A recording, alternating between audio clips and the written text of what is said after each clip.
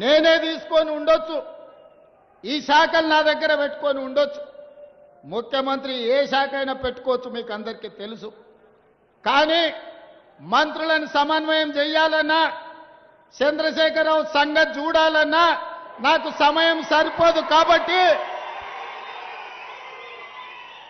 సమయం ఇవ్వడమే కాదు, సరిగ్గా పనిచేసే సమర్థవంతమైన మంత్రి ఉండాలి అని సీనన్నని శాఖకు నియమించిన నా అంచనా తప్పలేదు.